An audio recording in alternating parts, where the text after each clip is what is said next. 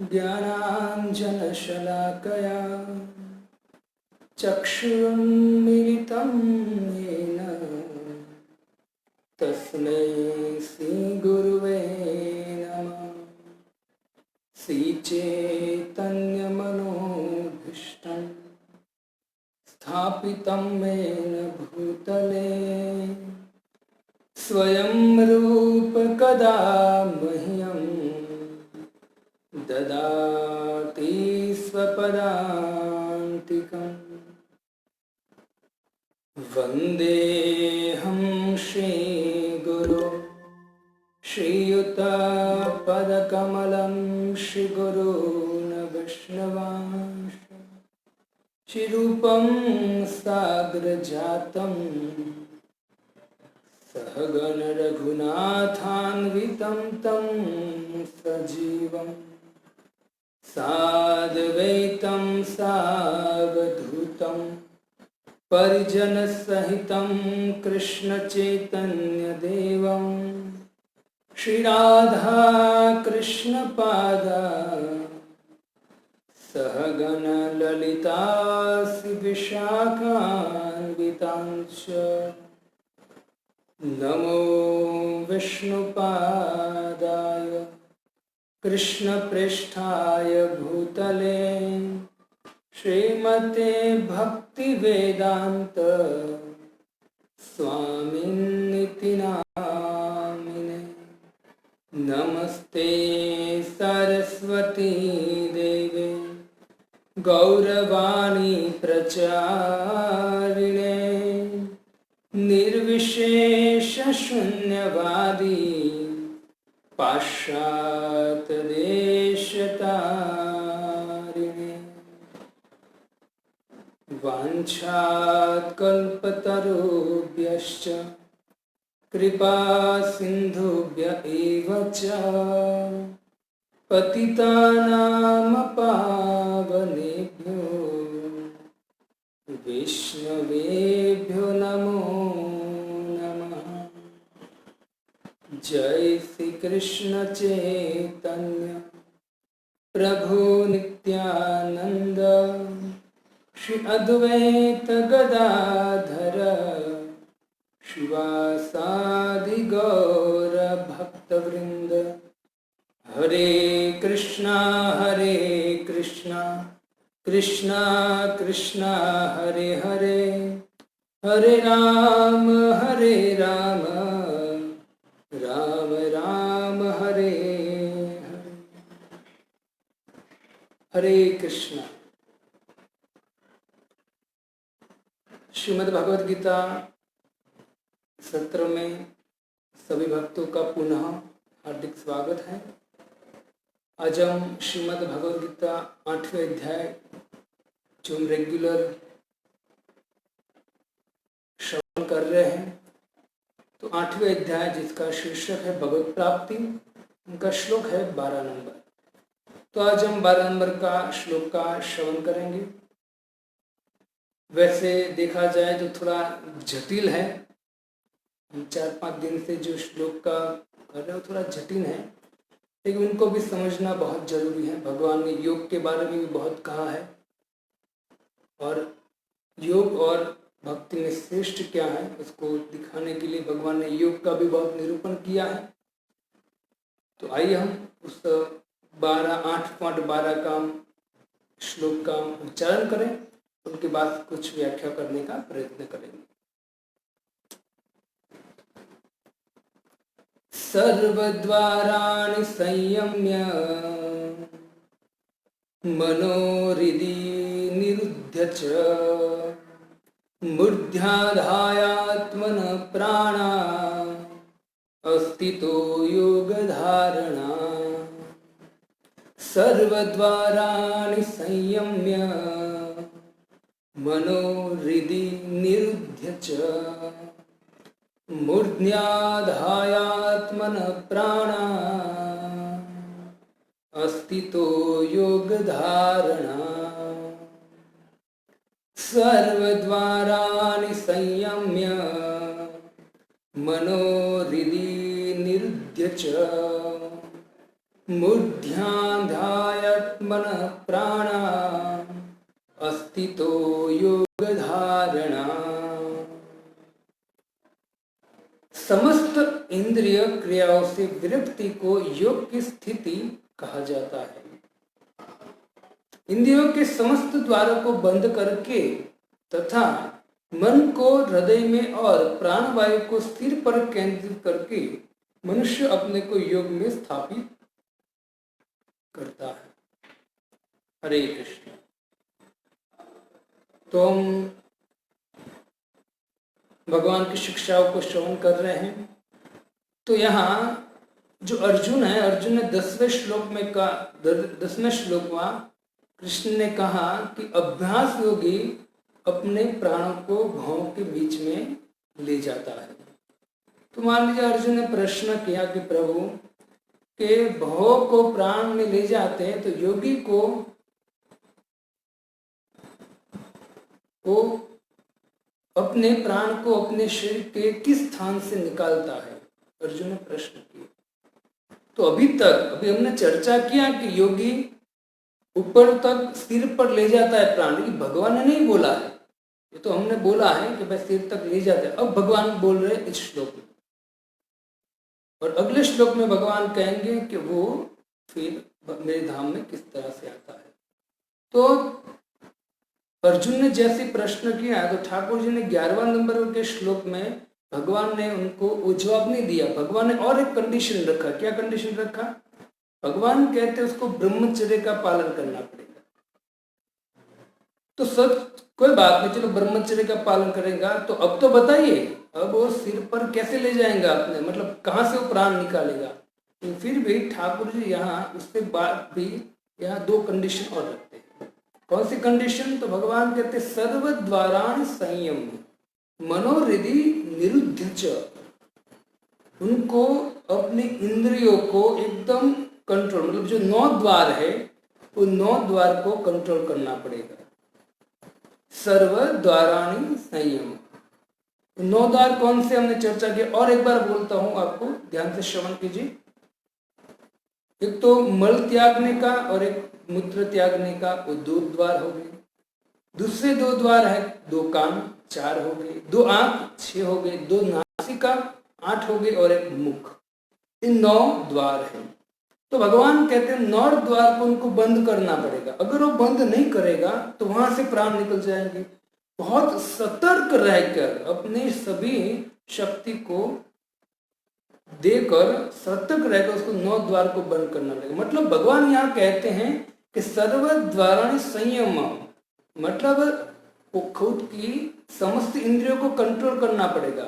श्रीमद् भगवद गीता में आप दूसरे अध्याय में देखोगे ना भक्तों, तो 2.35, 2.40 के बाद या 50 के बाद भगवान धीरे धीरे उसी दिशा में ले जाता है कि जब तक कोई व्यक्ति अपने इंद्रियों को कंट्रोल नहीं करता है तब तक वो व्यक्ति भक्ति में आगे नहीं बढ़ सकता।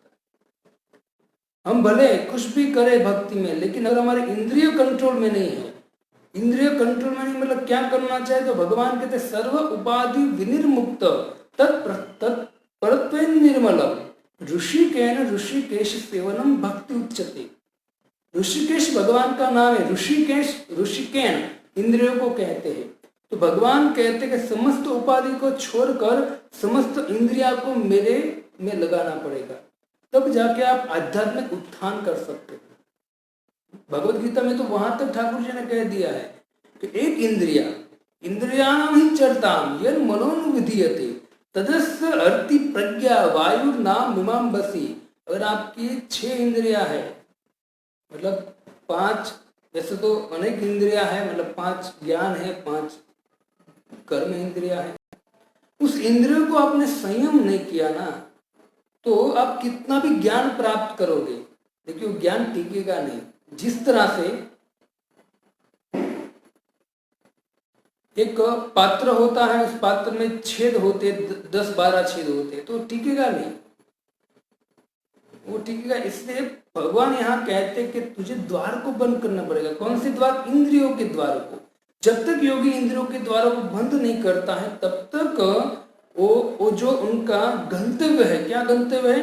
वो अपने 6 प्राणों को, 6 चक्रों को लांघ कर प्राण को भौं के बीच में ले जाएंगे और वहां से उसको सिर से लेकर जहां भी उनको जाना है वहां प्रयाण करना चाहता है, लेकिन वो नहीं होगा जब तक भगवान के सर्व द्वारान संयम, जब तक वो इंद्रियों को संयम नहीं करता है तब तक ये नहीं हो सकता है, तब तक उसको योग की धारणा नहीं हो सकती। देखो इससे पहले श्लोक में मैंने आपको बोला, प्रभुपाद तात्पर्य में लिखते हैं, भगवान भी कहते हैं कि जो व्यक्ति पूर्ण रूप से कृष्ण भावनामृत हो चुका है उनको इस योग, ये जो क्षर चक्र को भेदने की जरूरत नहीं है, वो अपने आप सब उसको मिल जाते हैं भक्ति के द्वारा। क्यों? क्योंकि योग ज्ञान कर्म से श्रेष्ठ भक्ति है और भक्ति की क्रिया भगवान ने सभी जगह दिया है, लेकिन यहाँ भगवान योग की क्रिया के द्वारा मुझे कैसे प्राप्त कर सकते हो, तो भगवान वो क्रिया समझा रहे हैं। हम समझते कि ध्यान करते, ध्यान योगी भी सर्वश्रेष्ठ है। जब वो भगवान का अंतर में ध्यान करता है तो अंत में वो भगवान का स्मरण करता है, तो मेरे धाम में आएगा, जो सर्वोच्च सिद्धि है। अगर वो ऐसा नहीं करता है तो योग भी उनका उस काम में आएगा, उसको जो सर्वोच्च सिद्धि वो प्राप्त नहीं करेगा। इससे भगवान लेकिन यहाँ भगवान कंडीशन रखते कि तेरी इंद्रियों को तुझे कंट्रोल करना बहुत जरूरी है।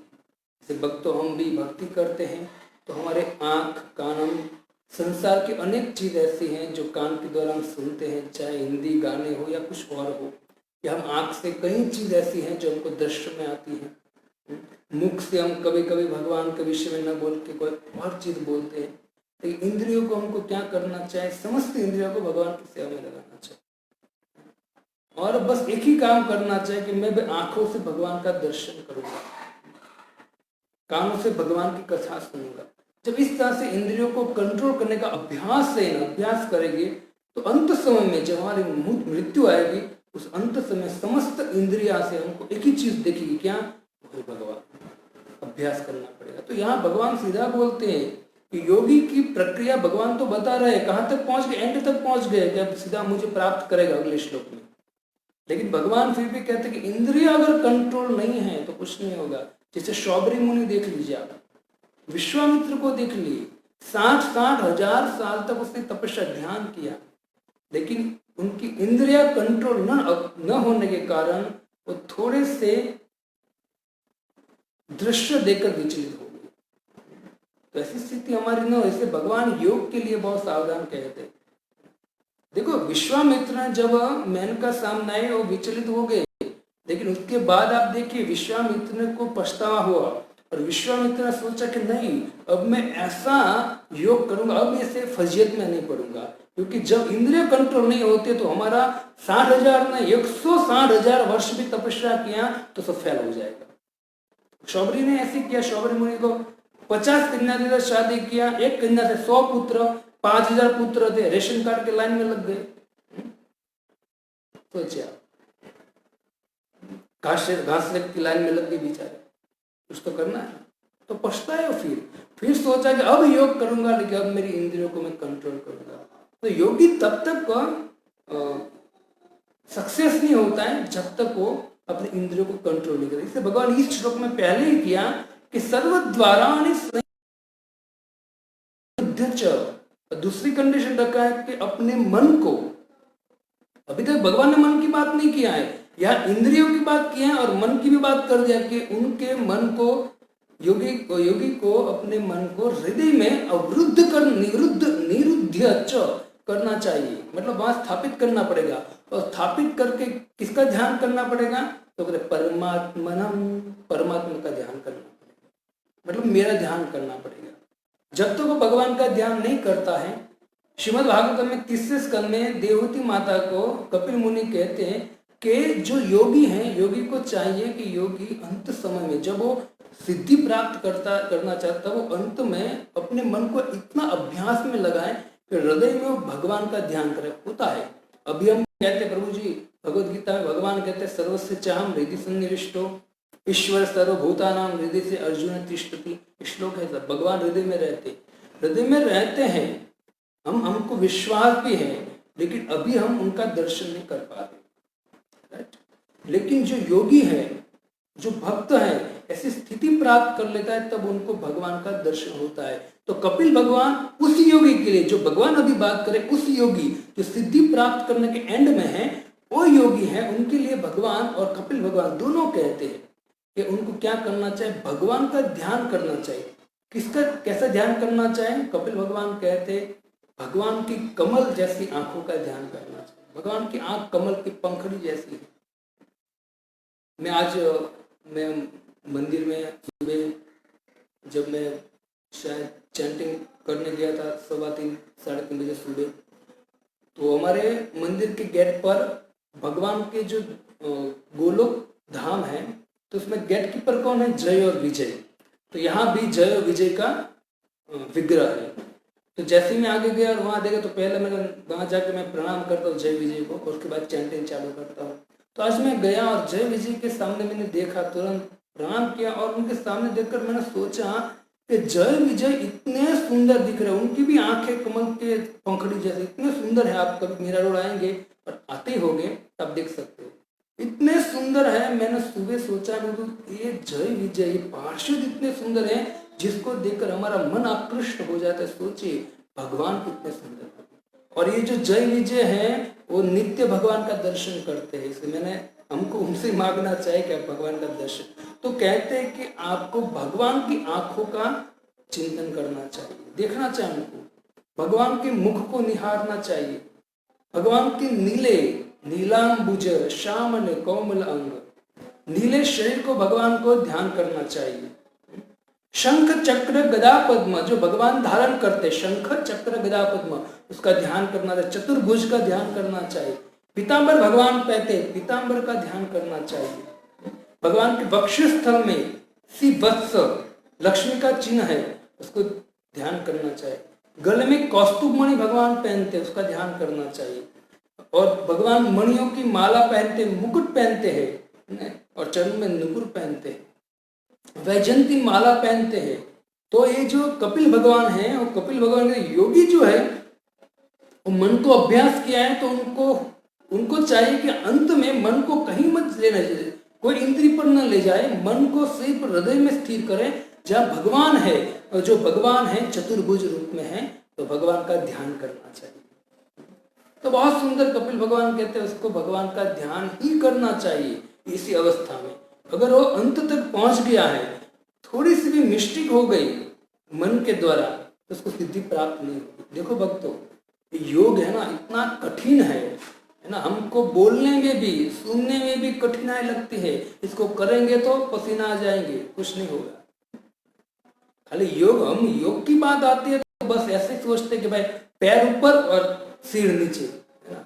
नहीं, ये योग नहीं है। योग का अर्थ है ये, हमको योग में सिद्धि चाहिए तो ये है। ये जो रामदेव बाबा करा, तो योग ठीक है, उस शरीर के लिए ठीक है, शरीर को स्वच्छ रखने के लिए, स्वच्छ रखने के लिए हम वॉकिंग करते या कुछ कसरत कर लेते, लेकिन शरीर कब तक रहेगा?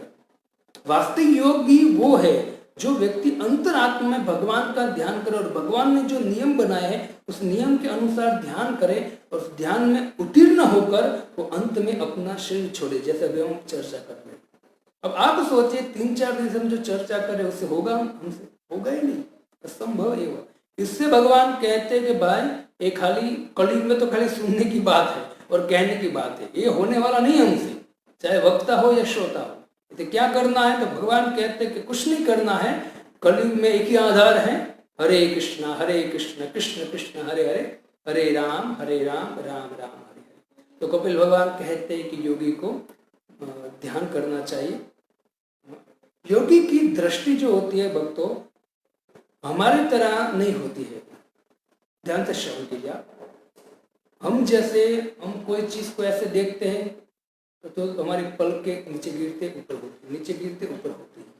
लेकिन जो योगी होता है, वो कपिल भगवान कहते हैं कि योगी जैसे ही अंदर परमात्मा का ध्यान करता है ना, तो उसकी आंखें बंद भी नहीं होनी चाहिए और खुली भी नहीं होनी चाहिए। अर्ध मिलित आंखों से वो भगवान का ध्यान करना होना चाहिए। और वहाँ भगवान कपिल कहते कि जो योगी है हमारी मतलब सामान्य मनुष्य की तरह नहीं है, उसकी आंखें पलक बंद नहीं होगी, वो निरंतर भगवान का दर्शन करेगा। जैसे ही भगवान का ध्यान हुआ तो निरंतर भगवान का दर्शन कर सकता है, उतनी शक्ति उसमें आ जाती है। जैसे देवता है तो देवताओं की पलक नहीं झपती है, वो हमारी तरह ऐसे बारंबार पलक नहीं झपती, उसकी कंटिन्यू ऐसे वो देख सकते हैं, उसको पलक झपने की जरूरत नहीं है देवताओं को। इससे हमारे और देवताओं के दृष्टि में डिफरेंट है। आप देखिए गोपियां हैं जो वृंदावन की, तो वृंदावन की गोपियां भगवान की पलक गिरती तो तुरंत तो ब्रह्मा जी को गालियां देती, विधि जड़ तपोधन रस शून्य तार मन, नहीं जाने योग्य सृजन। ये जो ब्रह्मा है वो जड़ हो गया है, तपस्या कर करके जड़ हो गया है। होता है बहुत तपस्या करते हैं व्यक्ति बहुत कठोर हो जाता है। तो गोपियां ब्रह्मा जी को बुलाना देती हुई कहते हैं कि जो ब्रह्मा है ना, जो सृष्टि बनाई है, वो ब्रह्मा का हृदय कठोर हो गया है, उसको कोई रस का मालूम ही नहीं है कि वास्तव में प्रेम क्या है। हमारे सामने कृष्ण है, कमल नयन भगवान है, जिसको देखते देखते कोई व्यक्ति मतलब तृप्त नहीं होता है। तो भगवान हमारे सामने है और हमको दो आंखें दिए, चलो दो आंख दिया तो भी कोई प्रॉब्लम नहीं, दो आंखों में पलक दे दिया है तो बारंबार गिरते।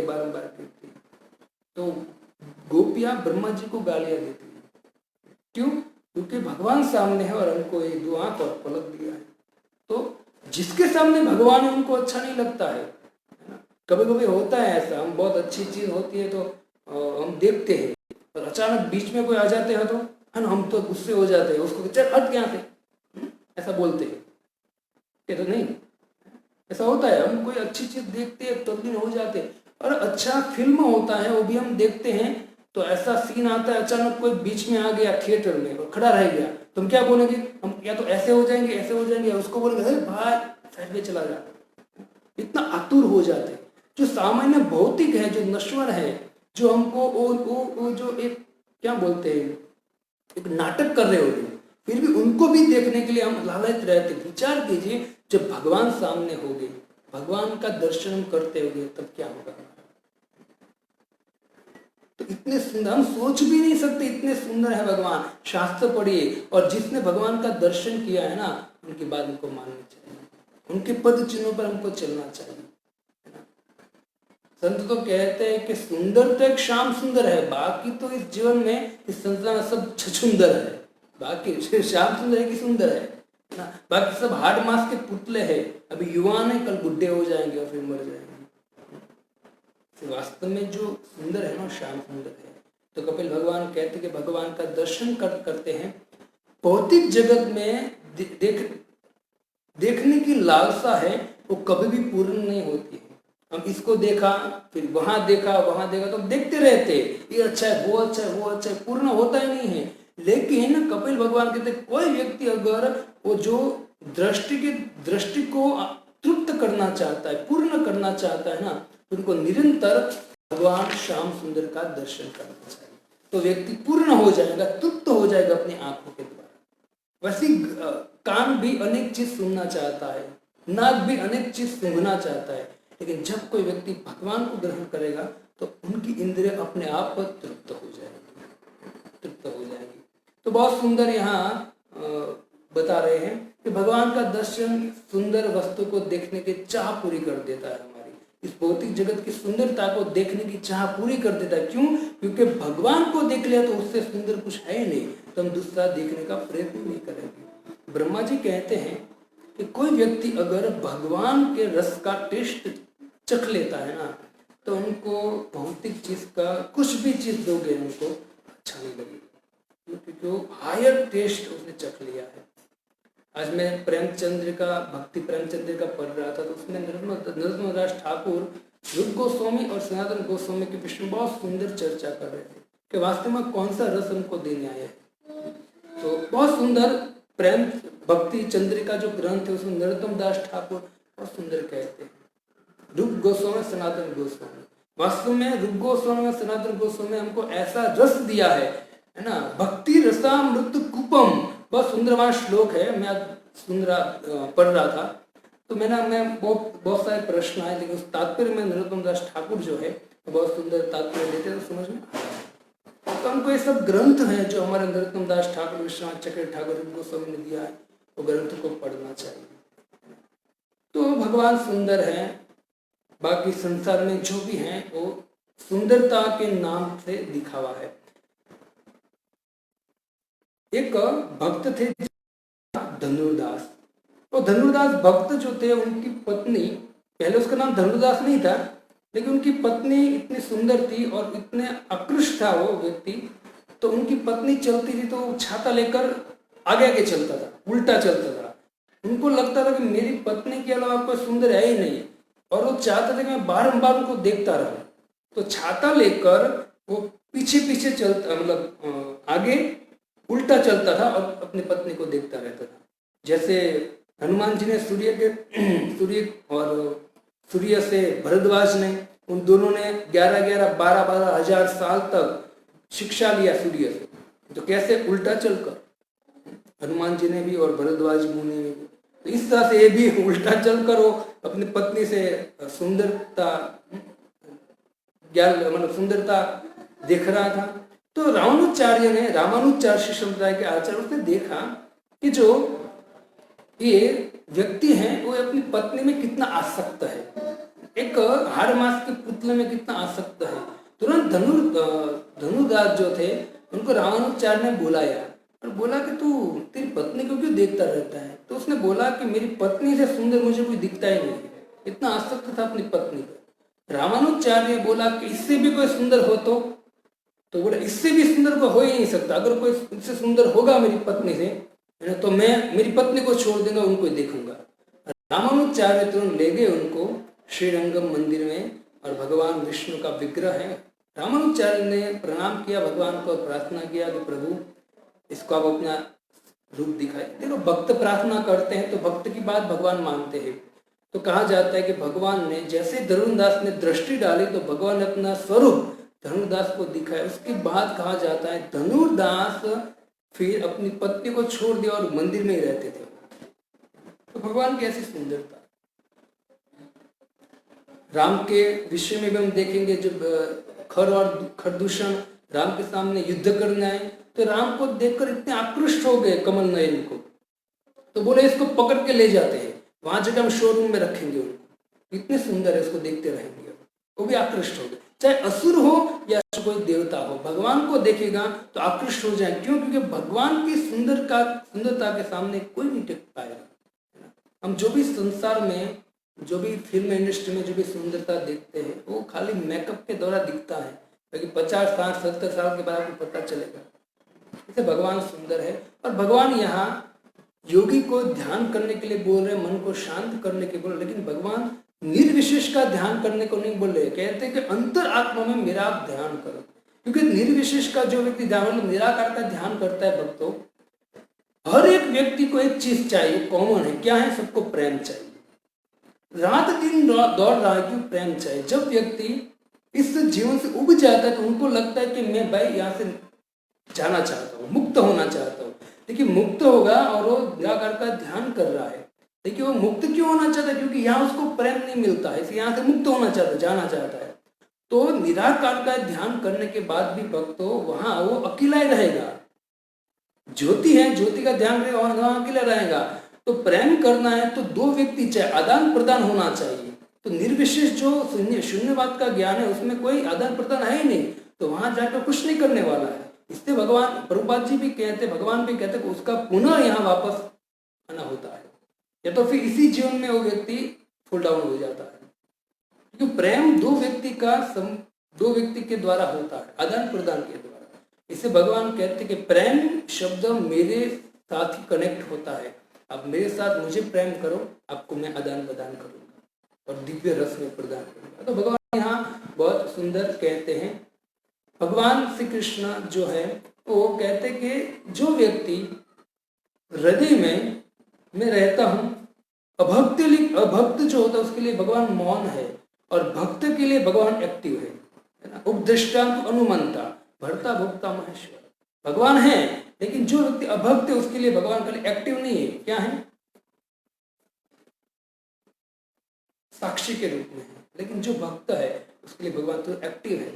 भगवान है सम्मोह, लेकिन फिर भी भगवान एक्टिव रहेंगे। क्यों? क्योंकि वो विशेष रूप से प्रेम करता है।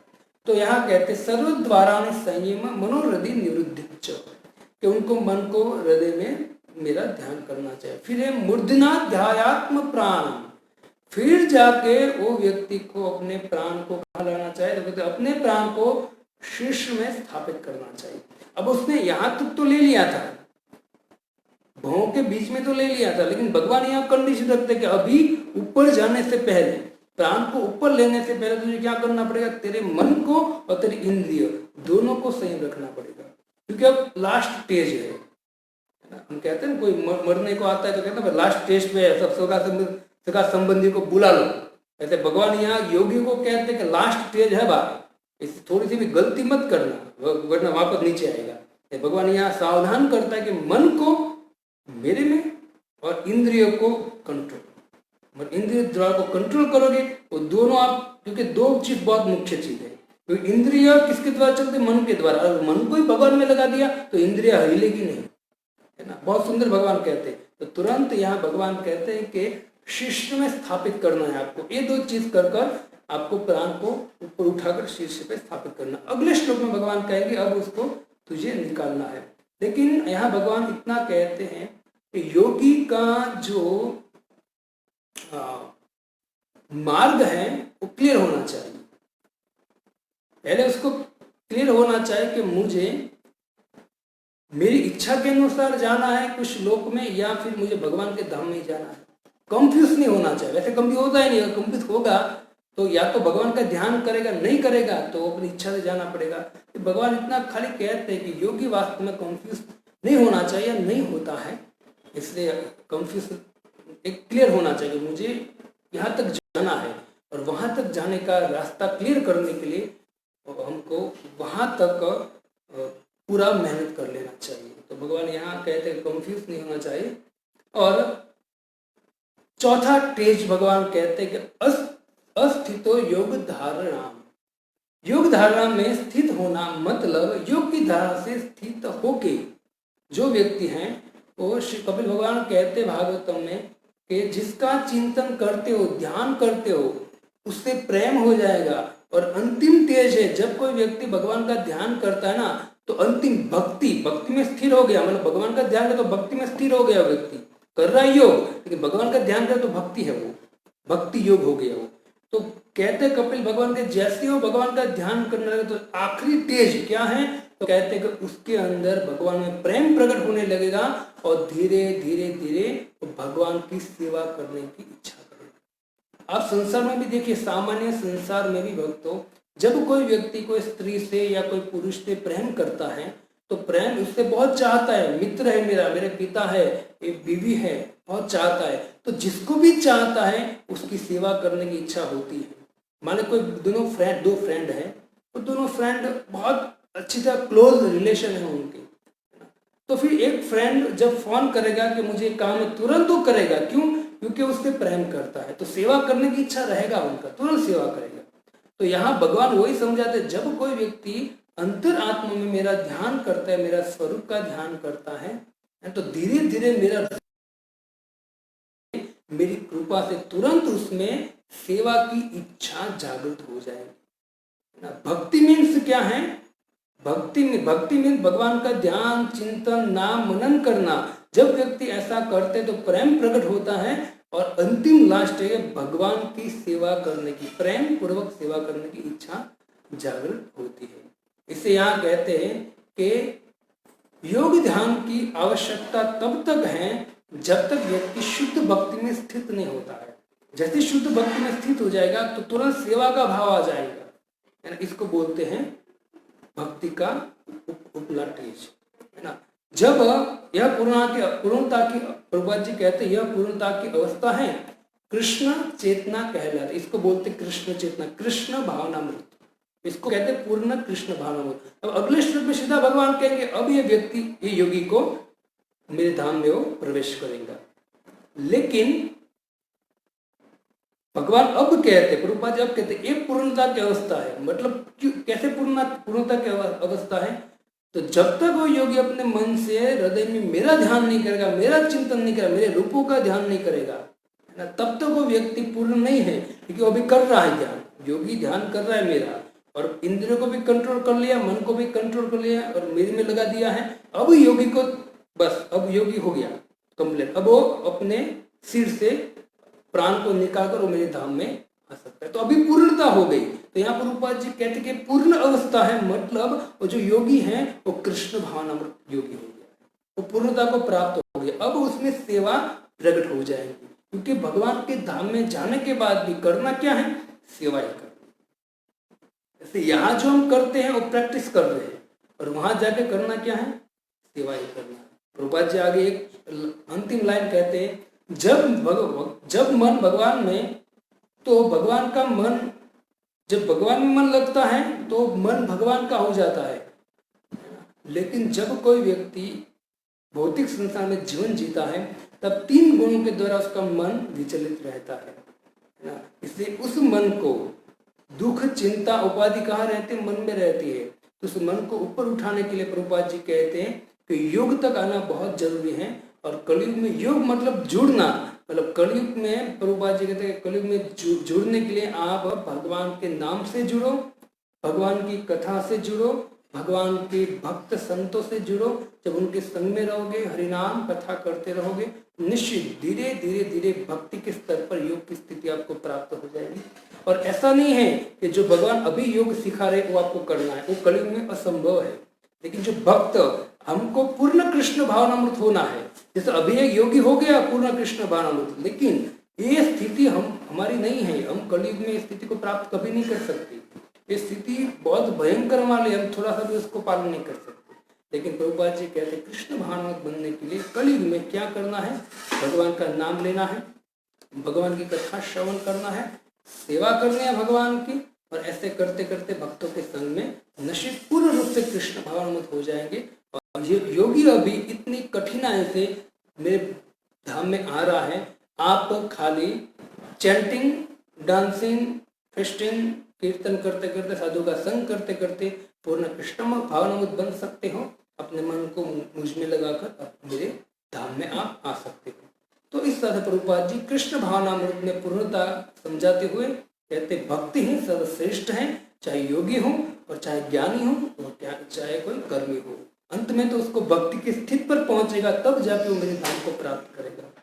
तो इस तरह से आप समझ सकते हो कि योगी है, उसने इतना मेहनत किया, षट चक्र भेदन किया, 9 द्वारों को बंद किया, लेकिन अंत में जब तक भगवान के मेरा ध्यान नहीं करेगा, मेरा स्मरण नहीं करेगा, तब तक योगी पूर्णता मतलब मेरे धाम को प्राप्त नहीं करेगा। अभी इसने ये श्लोक के द्वारा भगवान ने पूर्णता, अभी अगले श्लोक में 13वें श्लोक में भगवान तुरंत कहेंगे कि अब वो योगी सीधा मेरे धाम में आएगा। और योगी किस तरह से मेरे धाम में आएगा उसका भी वर्णन श्लोक करेंगे 13। और 13 श्लोक के बाद फिर हम थोड़ा भक्ति योग के द्वारा फिर श्लोक अच्छे हैं जो आपको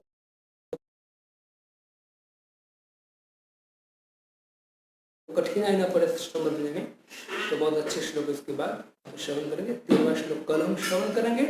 आप ध्यान से श्रवण कर रहे हो, धन्यवाद। और आप कल वापस पुनः हम 7 बजे मिलेंगे। आप अपना कीमती समय निकालकर श्रवण कीजिए 8वां अध्याय। हम बहुत बार विचार करते हैं कि हम भगवद गीता पूरी पढ़ना चाहते हैं, लेकिन अमुक शब्द नहीं समझ में आता। लेकिन अभी आपको मौका है, एक शब्द के द्वारा आपको व्याख्या करने का प्रयत्न कर रहा हूँ, तो आप ट्राई कीजिए समझने का।